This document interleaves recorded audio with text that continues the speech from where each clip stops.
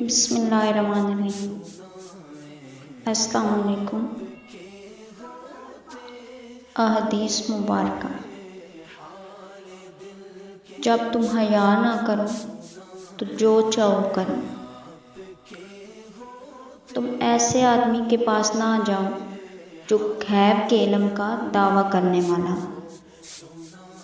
قبروں کو سجدہ گاہ نہ بناؤ۔ لذتوں کو ختم کرنے والی موت کو کثرت سے یاد کیا کرو۔ دنیا میں ایسے رہو جیسے اجنبی یا مسافر۔ اللہ اس کے چہرے کو تر و تازہ رکھتا ہے جو حدیث سنے اور آگے بڑھائے۔ جس گھر کے دروازے رشتہ داروں کے لیے بند اور جس گھر میں رات دیر تک جاگنے اور صبح دیر سے اٹھنے کا رواج ہو جائے تو وہاں رزق کی تنگی اور بے برکتی کو کوئی نہیں روک سکتا۔